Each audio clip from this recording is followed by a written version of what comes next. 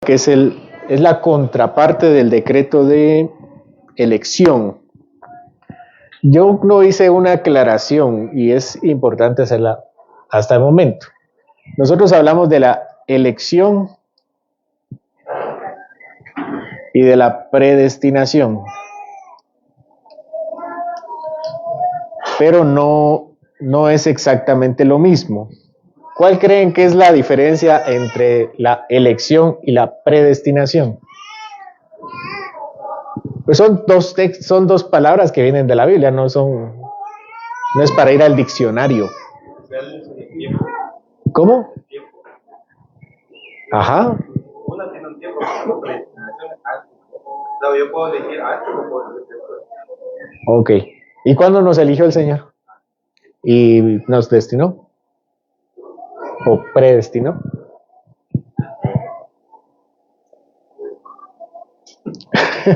Antes también. Entonces, ¿cuál es la diferencia entre elección y predestinación? La elección es que Dios elige. Es que usamos la misma palabra. Elegir es elegir y predestinar, predestinar. ¿Cuál es la diferencia?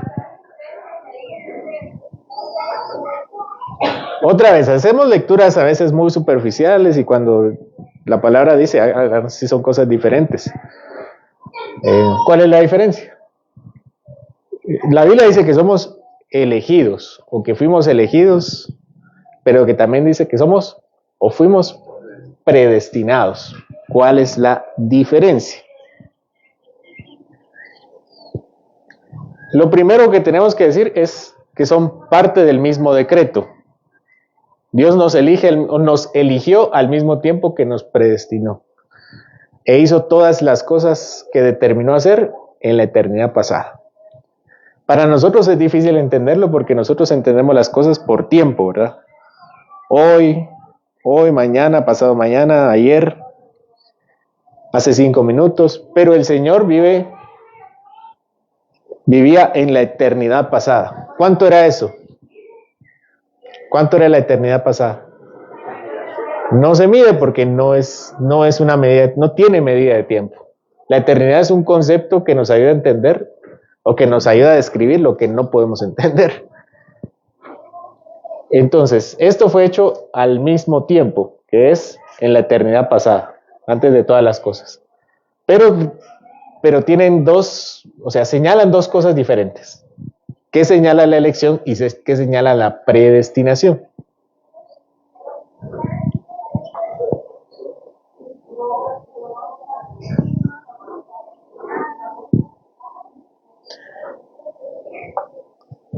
¿Les queda de tarea? No, no queremos tarea. Tal vez la predestinación tiene que ver con la forma en que al final Dios nos va a llamar. Ajá. La elección. Como Él y la elección, pues es lo que nos elige. La predestinación, como nos va a llamar. Exacto. La predestinación está relacionado con el llamado, que seremos llamados. ¿Y la elección con? ¿A quién nos va a llamar? Con el Estado. Sí, ambos es a quien elige, ¿verdad? Porque elige la misma persona. Pero esto tiene que ver con el llamado, o sea, seremos llamados a creer y esta es la posición en la que nos vamos a encontrar. Determina la posición en la que nos encontramos. Es difícil, pero esas son sus connotaciones. Y vamos a ver la contraparte de la elección.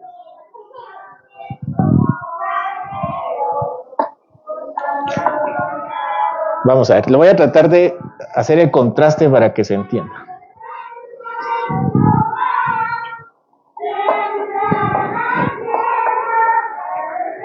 Aquí fuimos predestinados,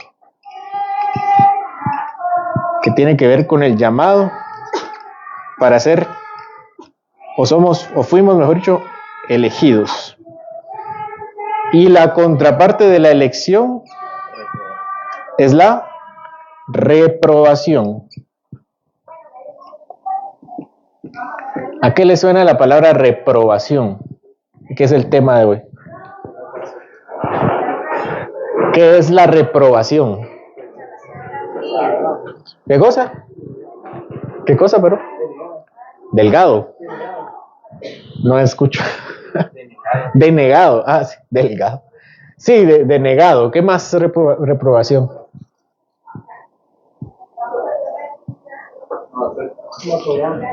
No aceptados. Porque no pasó la prueba también. No pasó la prueba, ¿verdad? Como dice Ronald. No pasamos la prueba, no pasamos el examen, no reprobaron, ¿verdad? Entonces, nosotros somos elegidos y los no elegidos no se les llama no solo no elegidos, sino se les llama reprobados, que es algo así como rechazados.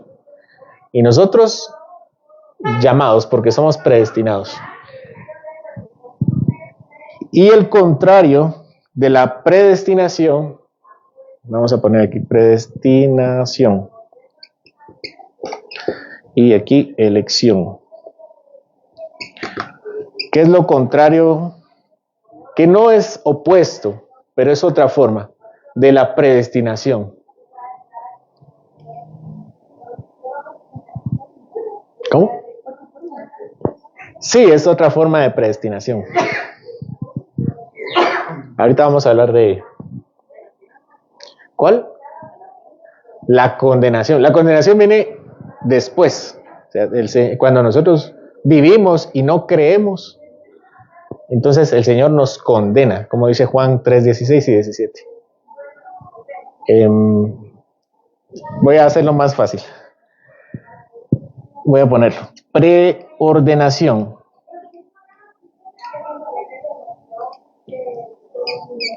Entonces, nosotros somos, o la predestinación fue para nuestra elección y la preordenación fue para reprobación. Y ahora ustedes dirán, ¿cuál es la diferencia? Y eso está bien difícil de hacer. La respuesta no me la sé. Pero el punto de usar palabras diferentes, es entender que no es exactamente la misma naturaleza. No es exactamente la misma naturaleza. Esto tiene que ver con la situación final, como dijimos, ¿no? Con la situación final. Y esto tiene que ver más bien con el llamado pasado, del pasado. Entonces, nosotros fuimos predestinados para ser elegidos, pero muchas personas fueron preordenadas para ser reprobadas.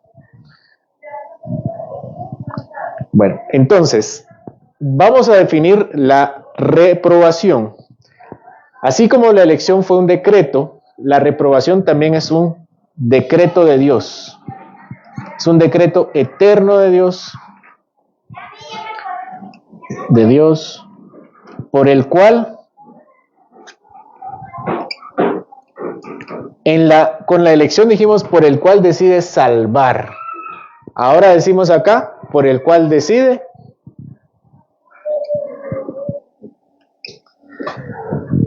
para no usar la misma palabra.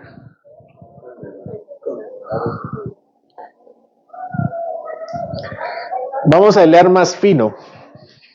No solo vamos a decir que no lo salva. ¿Cómo no lo salva? No los predestina para... No los predestina. No los decide salvar, sino que los decide... sí, está bien esas palabras, no estoy diciendo que no. Pero se ha escogido un término más que creemos que es más adecuado. Decide pasar por alto. ¿Qué es pasar por alto? O abandonar, ¿verdad? Que es lo mismo, pasar por alto es abandonar o dejar. ¿Qué es pasar por alto? ¿Qué más es pasar por alto? Exactamente. Y condenarlos. Entonces ya condenarlos, ¿verdad? Condenarlos por sus pecados. Por eso decimos entonces que la predestinación es ciertamente algo del pasado, pero no es exactamente de la misma naturaleza que la predestinación. Porque mientras por la primera decide salvarnos, por la segunda no nos hace pecar para, ¿cómo decirlo? Aquí el Señor es activo para salvarnos. Pero aquí no es activo para hacernos pecar.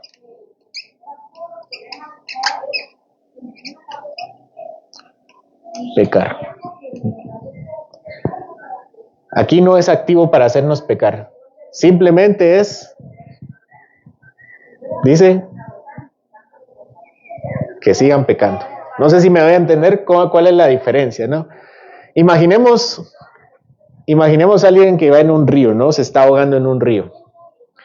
Entonces viene una persona. ¿Qué es lo contrario de sacar a una persona del río? ¿Qué es lo contrario de sacarla? Meterla, ¿verdad? Meterla. Sacar, meter. Son las palabras opuestas. Entonces, una cosa es sacar a una persona del río y otra cosa es meterla. Bueno, entonces aquí el Señor no nos está metiendo al río para matarnos, ¿verdad? Sino que simplemente ya estamos en el río, el Señor dice, pasa por alto, ¿verdad? Por eso usamos palabras diferentes, porque no son exactamente términos opuestos como lo es sacar y meter, sino son términos parcialmente diferentes. No sé si me di a entender, ¿sí? Creo que el tema del río fue bastante sugestivo, ¿verdad? Por eso usamos aquí, no decimos elección y no elección, que es digamos que termina siendo una no elección. O no el Señor no nos está predestinando activamente para matarnos, sino más bien nos está dejando pasar, nos está abandonando. Ahora, ¿el Señor peca al dejarnos pasar por alto?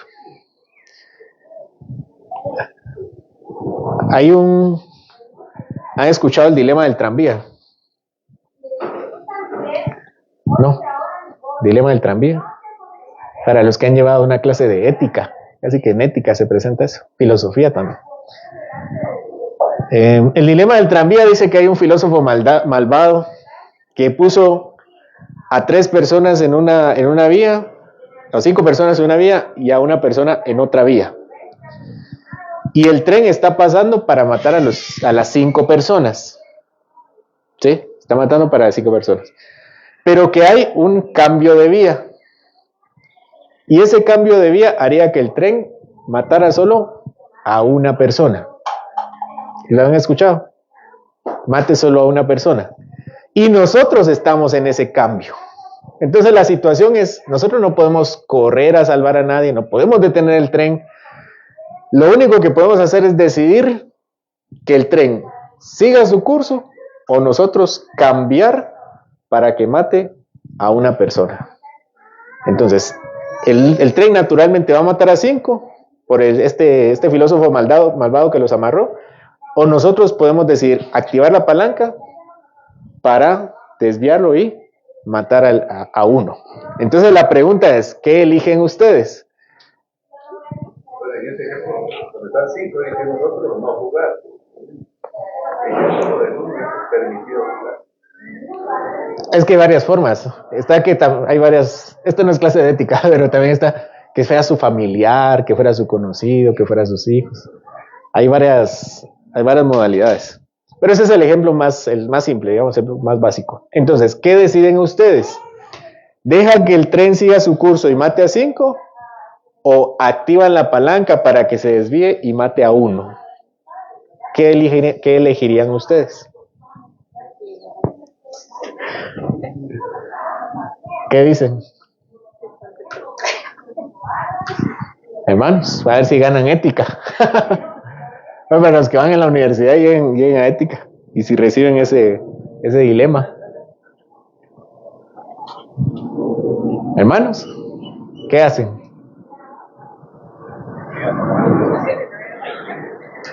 Las dos opciones es dejarlo pasar o involucrarse y que mate al otro, ¿no? A uno, en vez de a 5. ¿Cómo? Aquí está la solución. Bueno, digamos que voy a tratar, es en parte para ilustrar esto, ¿verdad? Es culpa nuestra que las personas, bueno, así se analiza el caso, ¿verdad? Nosotros no podemos decidir, vamos a ponerle esta clase, la clase de ética también. Nosotros no podemos decidir que 5 vidas vale más que una vida, ¿o sí? 5 vidas vale más que una vida. ¿Cuánto vale una vida? ¿Cuánto? Invaluable. ¿Y cuánto valen 5 vidas? Invaluable. Entonces, invaluable e invaluable es lo mismo, ¿verdad? 5 vidas no vale más que una vida, porque son invaluables. Y ahí vienen los juegos, ¿verdad? ¿Qué pasaría si si fuera un familiar suyo el que está en el 1? ¿Qué harían?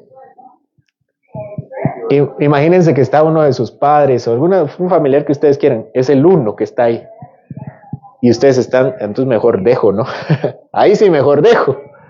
Entonces me doy cuenta que realmente no son tan invaluables las vidas, pero no es el ejercicio. Entonces el ejercicio es, todos son invaluables. ¿Cuál es la diferencia entonces? ¿Fue mi culpa poner a las personas ahí? O sea, ¿yo las puse ahí? No. Entonces, que alguien muera no es mi culpa. ¿Cierto? ¿Qué sí sería mi culpa? Que yo intervenga. Eso sí es mi culpa. Entonces, la resolución del conflicto es dejar pasar. Esa es la solución. Si yo cambio porque ahí son 5 y hay 1, entonces yo estoy teniendo una posición, se llama utilitarista, que significa yo mido la vida por lo que vale prácticamente. Entonces, si para mí 1 vale prácticamente más que los otros, obviamente voy a dejar pasar. Pero si 5 vale más prácticamente que los otros, voy a cambiar. Entonces, esa es la solución. Bueno, eso es básicamente lo que está pasando aquí. En esencia, ¿no? Que es el Señor puede decidir dejarnos en nuestros pecados o salvarnos. ¿Qué hace el Señor? Salva a algunos. ¿Peca el Señor al salvar a algunos? ¿Peca el Señor al dejar pasar a algunos? Tampoco. ¿Pecaría el Señor? Sí. ¿Qué? ¿Cómo pecaría el Señor en esta situación? Pensemos en el dilema otra vez. O pensemos en el río otra vez. Exactamente. Que intervenga activamente para que ellos sean condenados. O sea, que Él sea el que tire a la persona al río. O que sea Él el que amarre a la persona para que el tren pase encima de él. ¿Cuál es la diferencia en esto? Que muchas veces nosotros quisiéramos salvar a todo el mundo, ¿verdad? ¿Por qué el dilema del tranvía funciona? O funciona como un dilema moral. ¿Por qué nos trae, no sé si a ustedes les trajo así como conflicto personal? Decir, ay no, ¿cómo voy a dejar matar a 5? No existen esas 5 personas, hermanos, no existen. No tengan ese cargo moral. Pero ¿por qué nos trae ese cargo moral?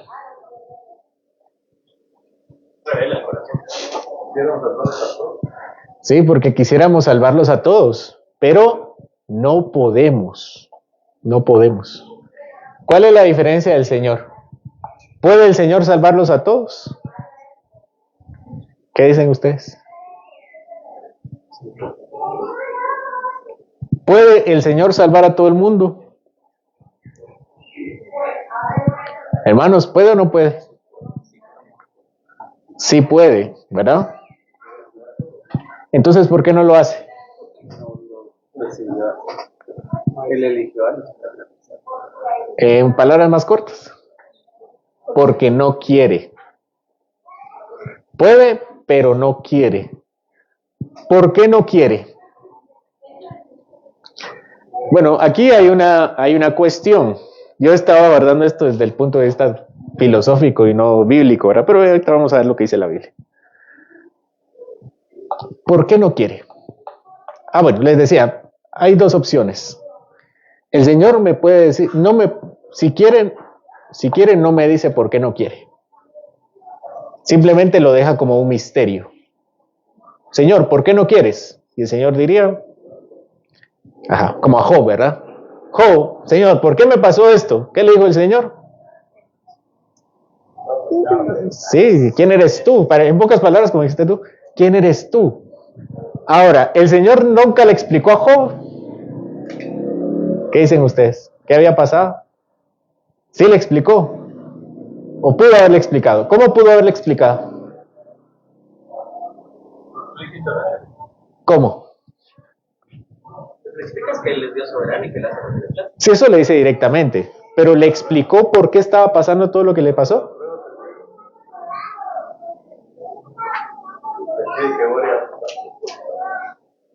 No, porque no le dijo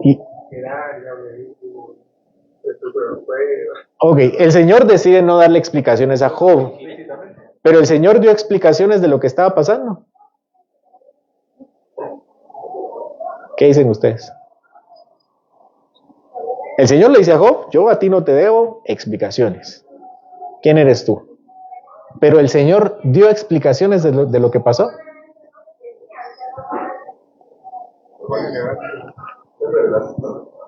En la historia de Job, ¿verdad? O sea, la historia de Job es la explicación de Dios de por qué pasó lo que pasó. O sea, Job no lo sabía. En ese momento Job le dice, ¿por qué me pasó esto a mí? Nosotros que leímos el libro de Job sabemos qué pasó, porque Satanás fue en el concilio donde estaban todos sus hijos reunidos para ver qué se hacía con Job. Y Job dijo, y Satanás dijo, yo lo quiero tentar, yo quiero que caiga. Y eso lo sabemos nosotros porque el Señor decidió darnos explicaciones a nosotros. ¿Nos debía Dios explicaciones a nosotros? ¿Nos debe explicaciones nosotros el Señor? No nos debe explicaciones. Él quiso darnos explicaciones. ¿Sí? A Job no se las dio. Puede ser que Job haya escrito el libro de Job, que es lo que muchos piensan, ¿verdad? Que Job escribió Job. Y seguramente cuando escribió Job dijo, ay, por eso fue, ¿no? Puede ser. O puede ser que haya muerto sin saber cuál era su historia y que en el cielo ya se lo revelara. ¿Sí? Bueno, entonces ahora la pregunta es acá.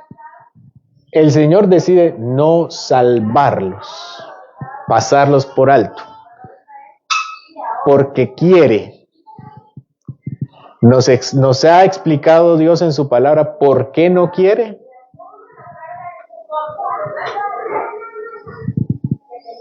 ¿Por qué no quiere salvarnos? Ya dijimos que si fuera por nosotros salvaríamos a todo el mundo, porque que todo el mundo se va al infierno si está bien feo, ¿no? Por ahí va la respuesta. Donde habla de Faraón.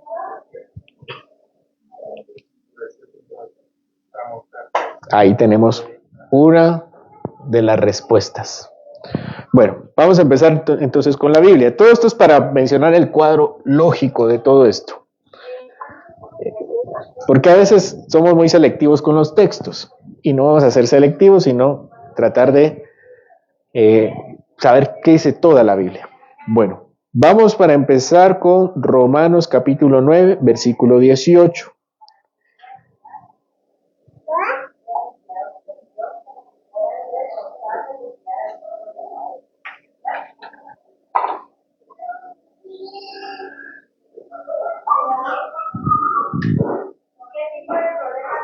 Este texto ya lo leímos, ya lo explicamos en la última ocasión y solamente lo vamos a repasar. Romanos 9, 18. Dice, versículo 17, porque la Escritura dice a Faraón, para esto mismo te he levantado, para mostrar en ti mi poder y para que mi nombre sea anunciado por toda la tierra. De manera que de quien quiere tiene misericordia, y al que quiere endurecer, endurece. Versículo 19, ¿por qué me dirás? ¿Por qué pues inculpas? ¿Por qué si él me endurece, por qué me hace culpable? Entonces dice Pablo, y sigue diciendo, ¿quién ha resistido su voluntad? ¿Quién puede resistirse a lo que Dios hace en mí? Versículo 20, pero antes, oh hombre, ¿quién eres tú para que alterques con Dios? Dirá el vaso de barro al que lo formó, ¿por qué me has hecho así? ¿O no tiene potestad el alfarero sobre el barro para hacer de la misma masa un vaso para honra y otro para deshonra? ¿Y qué, si Dios, queriendo mostrar su ira y hacer notorio su poder, soportó con mucha paciencia los vasos de ira preparados para destrucción, y para hacer notorias las riquezas de su gloria, las mostró para con los vasos de misericordia que él preparó de antemano para gloria, a los cuales también... hasta ahí. Bueno, ¿qué dice el Señor? ¿Cuál es la razón que da el Señor? Nos dice que hay dos tipos de personas a través de un ejemplo. Dice que de una masa hace dos vasos. Un vaso es para honra, ¿cierto? Honra. Y el otro para... Entonces la explicación es la siguiente. Pablo está hablando con un hombre imaginario que le dice, el Señor a quien quiere, ¿qué dice acá? A quien quiere dar misericordia, da misericordia. Y a quien quiere endurecer, endurece. Entonces el Señor da esa misericordia y a otros da dureza de corazón. Entonces viene la persona y dice, entonces el Señor, ¿por qué me echa la culpa a mí? Porque ¿quién ha resistido su voluntad? O sea, ¿quién le puede decir al Señor, no me hagas así? Algo mismo, el mismo conflicto que tuvo con Job. ¿Y qué le responde Pablo? Oh hombre, ¿quién eres tú para que alterques con Dios? La primera explicación, la primera razón que le da es no darle explicaciones. No le explica. Pablo no le dice, lo que pasa es que Dios, no. Le dice, no estés peleándote con Dios. Es la misma respuesta que le da Dios a Job. No te pelees conmigo. ¿Quién eres tú? Dirá el vaso de barro al que lo formó, ¿por qué me has hecho así? Demuestra cuál es lo ilógico de discutir con el Señor. Y después dice, ¿o no tiene potestad el alfarero sobre el barro para hacer de la misma masa un vaso para honra y otro para deshonra? Lo mismo, dice, él si quiere hace para honra y si quiere hace para deshonra. Pero el 22 empieza a explicar, siempre sí da una explicación. ¿Y qué dice? Ahí está la razón. ¿Y qué si Dios, queriendo mostrar su ira y hacer notorio su poder, soportó con mucha paciencia los vasos de ira preparados para destrucción? Entonces la razón que da acá, la da de forma, por medio de un fin. Dice que soportó con paciencia. Y no vamos a ahondar mucho aquí porque Pablo tampoco ahonda mucho acá. Vamos a ir a otros textos. Acompáñeme ahora a Éxodo 9:16.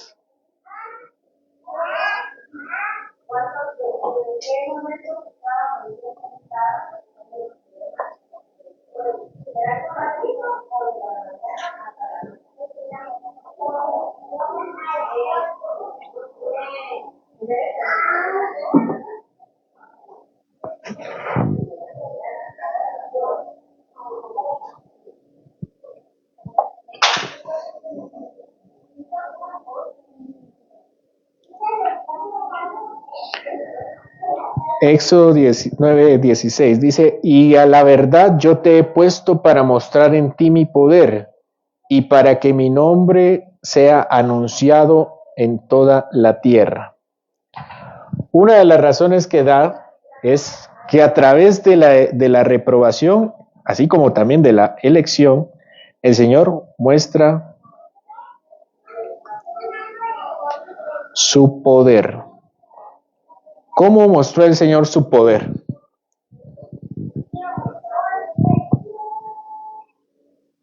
Poniendo. ¿Cómo? Endureciéndolo. ¿De qué otra forma muestra su poder?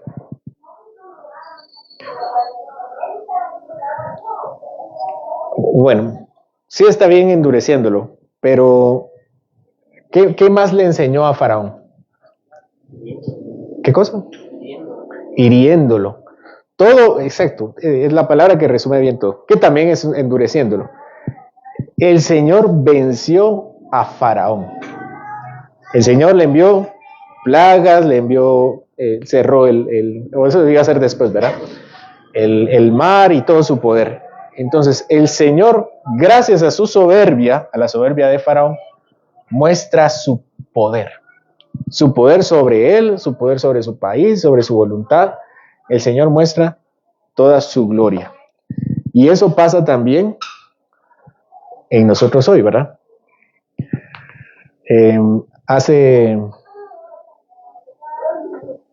Existió un filósofo que se llamaba Nietzsche. ¿Han escuchado a ese filósofo? Él escribió un libro famoso. ¿Cuál es ese libro? Hablando de filosofía otra vez. ¿Qué libro escribió él? ¿Qué famoso libro? Escribió muchos libros. Hermanos, filosofía, bachillerato. ¿Cuál?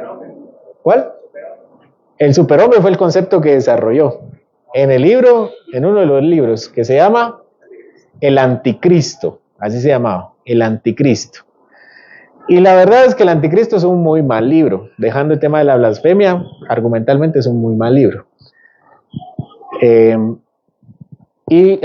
decía, ¿verdad? Una de las cosas que decía Nietzsche en general en su obra, así habló Zaratustra o el Anticristo, decía que Dios, ¿recuerdan cuál decía acerca de Dios, Nietzsche?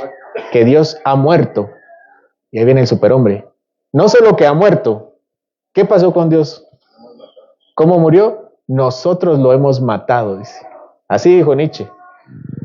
Nosotros lo hemos matado, porque Dios ya no era necesario para el hombre del siglo XIX-XX. Era un hombre muy avanzado, ya no tenía necesidad de explicar las cosas de Dios, de fantasías, de cuentos como los dioses, ya tenía la ciencia. ¿Y qué pasó con Nietzsche? Se murió. Se murió. ¿Quién lo mató? Dios lo mató. ¿Cómo lo mató Dios? ¿Cómo le quitó la vida? Le dio una enfermedad. ¿Qué enfermedad le dio? Le dio sífilis. Y sí, la sífilis hizo que se volviera loco. Y perdió su mente. Y el Señor finalmente le quitó la vida. Como a todos los hombres morimos. Entonces, ¿qué vemos ahí? Ante su soberbia, el Señor muestra su poder.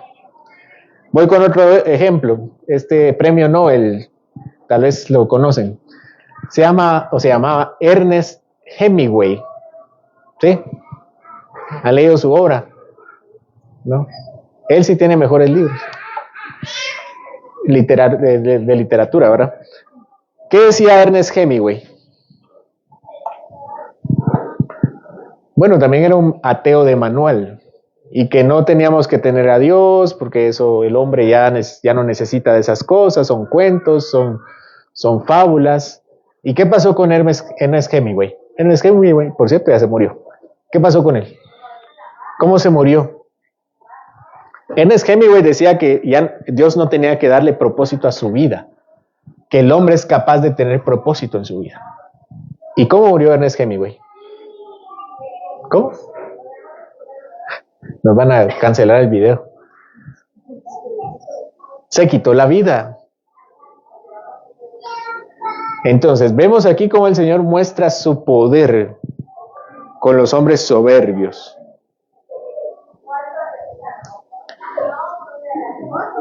Vamos con Primera de Pedro 2, 7 al 8.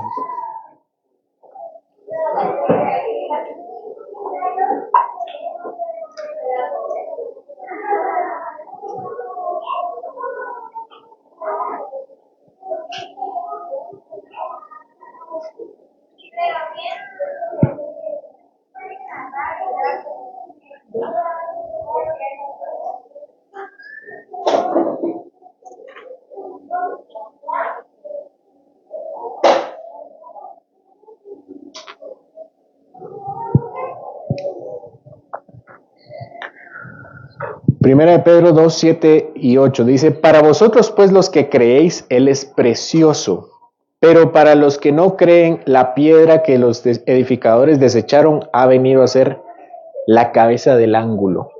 Vamos a hacer una pausa acá. Hermanos, aunque yo trato de predicar enérgicamente y no sé si se nota, o tal vez tratando de aplicar el texto, apelar a su corazón, a su conciencia, a su espíritu. Finalmente, lo que establece Pedro aquí es que los que creen encuentran la hermosura en el Señor. Yo no tengo que convencer a nadie. Yo intento convencerlos porque Pablo así me exige que hablemos con denuedo, tratando de convencer, de ganar. Sin embargo, Pedro me dice inicialmente que los que creen encuentran a Cristo precioso. Aunque yo predicara mal, ustedes amarían al Señor igual. Si es que lo hago, ¿no? Y por el contrario, vean el 8. Y piedra de tropiezo y roca que hace caer, porque tropiezan en la palabra, siendo desobedientes, a lo cual fueron también destinados. De modo que este mismo Cristo al que yo predico, ese mismo Cristo que entra en el corazón de los que le aman, ese mismo Cristo que entra en el corazón de los que odian, en los oídos de los que odian, solamente lo hace para hacerlos tropezar, porque escuchan de Cristo y lo rechazan, escuchan de Cristo y más lo odian, escuchan de Cristo y más les estorba. ¿Por qué? Dice acá, porque tropiezan en la palabra siendo desobedientes. ¿Qué significa ser desobediente?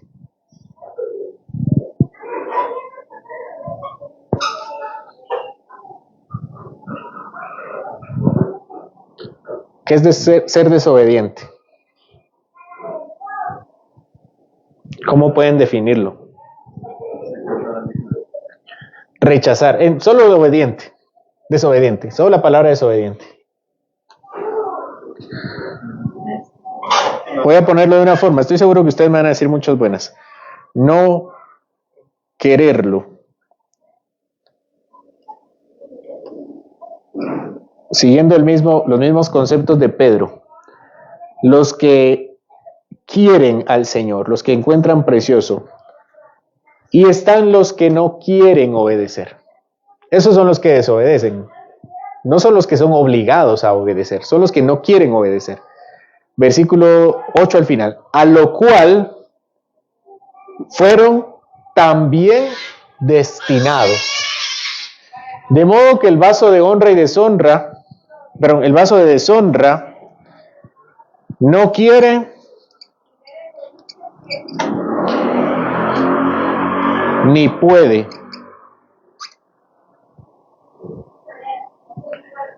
Y además, no querrá, está bien lo que no se dice no querrá, no querrá ni podrá. Así dice Pedro, que son desobedientes, pero que también fueron destinados a esto. Para Pedro, ambas son correctas. Por eso dice, a lo cual también, ¿qué es también? Además, junto. Yo vengo y también él conmigo. O sea, vamos los dos. Entonces dice, ellos desobedecen, pero al mismo tiempo fueron destinados para rechazar al Señor. Ok. Entonces, ¿por qué aquí el Señor nos explica por qué entonces Él deja pasar por alto? Dice que el Señor los ha preordenado, vamos a usar esta palabra, preordenado para ser réprobos, al mismo tiempo que Él deja que ellos sigan con su desobediencia. Bueno, hermanos, a los que quieren al Señor, a los que están aquí y quieren al Señor. Yo no conozco sus corazones, pueden decirme que sí con su boca, pero finalmente solo ustedes y Dios. ¿Quién los obligó a amar a Dios? ¿Quién los forzó? ¿Quién les puso un arma y les dijo, van a amar al Señor? ¿Ustedes se sienten así al amar al Señor? Piensen en el amor que le tienen al Señor. ¿Se sienten obligados? ¿Presionados? Que si no voy a estar yo toda la semana tocando la puerta. O sea, yo insisto, pues, pero traerlos a la fuerza nadie puede. O sea, ¿puedo decir que ustedes quieren al Señor de mover su voluntad hacia Él? ¿Sienten ustedes que su amor hacia Él es así? No obligados, sino porque quieren. ¿Qué dice? ¿Sí? A la fuerza ni comer es bueno, dice, ¿no? Ahora, vamos con los que no creen. Escúchenme, porque si no me están escuchando. Aunque yo los obligue, no van a querer al Señor. No van a querer. Y van a decir, pero si el Señor ya me destinó para ello. Es cierto, pero ustedes tampoco quieren. O sea, el Señor no está diciendo, el Señor no hay una puerta allá y decimos, hermanos, son los que quieren, si no vamos a cerrar la puerta. Y dice, no, yo quiero al Señor, abran, yo lo quiero. Y nosotros decimos, no, usted no quiere, usted ya fue destinado, ya, allá afuera ya le tocó. No, yo no quiero ser destinado. Eso no pasa. Es decir, el que no quiere, no quiere. ¿Sí? Ni obligado a querer. Puede estar aquí obligado porque le toca venir, por costumbre, por rutina, por apariencia, por lo que sea. Pero en su corazón no va a querer. Entonces, ¿qué es cierto? Las dos. Él no quiere, su voluntad no quiere. Y al mismo tiempo fue destinado. Y aquí viene una de las verdades que les dije la vez pasada. Son la responsabilidad del hombre y la elección, la predestinación, caminan juntas. ¿En qué momento se tocan? ¿En qué momento se cruzan? El Señor ahí no nos ha dado explicaciones. Les puedo dar explicaciones hasta donde la palabra me dé permiso. Sí, entonces lo que me compete a mí es decirles, hermanos, es nuestra responsabilidad quererlo y no lo queremos. O sí lo queremos. Y al mismo tiempo el Señor nos ha predestinado para quererlo y nos ha predestinado para ser endurecidos como lo fue Faraón. Voy a terminar con esto. Vamos con Éxodo para que vean a Faraón. Éxodo 4. Para que no digan, es que pobre Faraón, cómo lo endurecieron. Éxodo 4:21.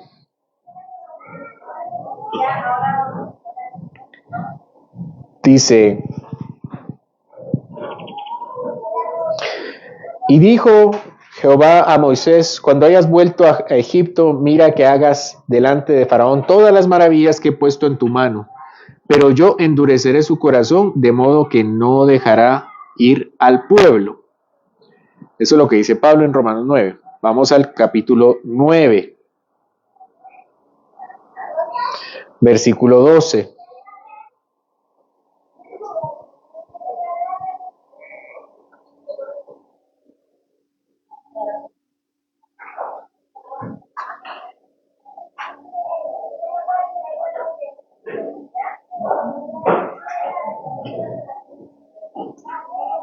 Pero aquí me adelanté, es 8, antes de ir al 9, al 8, 8:15.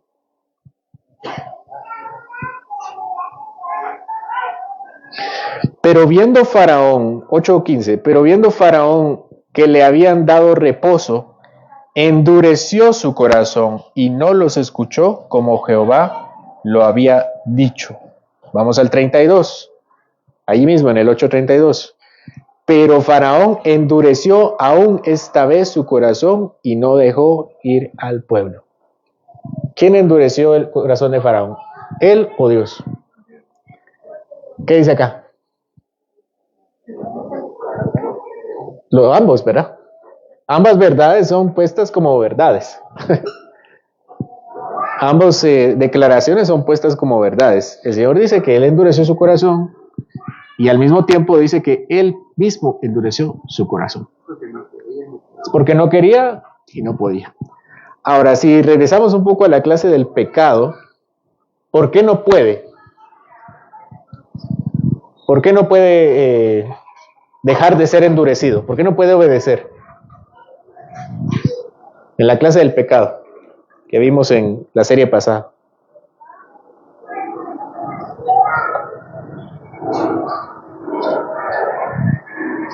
Nos estamos adelantando mucho. Ahí vamos a terminar. Vamos a terminar solamente en los decretos entonces, o en el decreto mejor dicho. En el decreto de reprobación ya vimos el decreto de elección. Así que el Señor pone delante también de ellos la vida y ellos rechazan la vida. Rechazan la vida. Ahora, hemos visto que ese deseo de elegir al Señor y de rechazar tiene ciertas características. El Señor elige porque quiere, porque puede y porque quiere otra vez, ¿verdad? Por eso elige el Señor. Su elección es en la eternidad pasada y no está condicionada de absolutamente nada. Así es la elección de Dios. Pero a mí me manda a elegir. ¿Cuáles son las características de mi elección? Eso no lo vamos a ver hoy. Hoy solo vimos las características de la elección de Dios. Tanto la elección positiva, que es para salvación, como la elección negativa, que es para pasar por alto. ¿Verdad? Ya después, a medida que avancemos en la doctrina de la salvación, veremos nuestra elección. ¿Dudas, comentarios sobre la elección y la reprobación? ¿No? Bueno, oremos. Señor, al meditar en estas verdades, traes también humildad a nuestros corazones, viendo la necesidad que tenemos de correr a ti y no endurecer nuestro corazón. Señor, cada uno de nosotros sabe si ha sido duro contigo, si te ha rechazado, si está aquí por costumbre, si está aquí por obligación, por apariencia. Tú conoces nuestros corazones, Señor, y también sabes que está escrito en el libro de los decretos. Sin embargo, tú también nos mandas a rendirnos ante ti y a encontrarnos contigo de forma verdadera con nuestra voluntad, rindiéndote nuestra vida ante ti. Por eso, Señor, si no lo hemos hecho, si hay alguien aquí que no lo ha hecho, en este momento escuche tus palabras y que su vida sea quebrada delante de esa piedra que desecharon los edificadores, y que su alma sea quebrada para ver la necesidad que tiene de arrepentirse y buscarte a ti. Y para nosotros, Señor, los que hemos sido elegidos, los que estamos convencidos de nuestra elección, que tu Espíritu testifica a nuestros corazones que somos hijos tuyos. Danos más amor por ti, entendiendo tu sabiduría, que tú has revelado y también la que no has revelado. Que muchas veces hemos sido ignorantes, no por la falta de evidencia, sino por nuestra falta de estudio. Porque aunque te consideramos precioso, muchas veces se nos olvida, Señor. Ayúdanos a amarte más, a buscarte más, a desearte, Señor, como tú nos has deseado y nos has atraído hasta ti.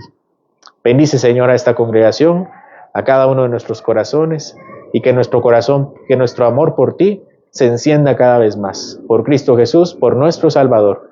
Amén.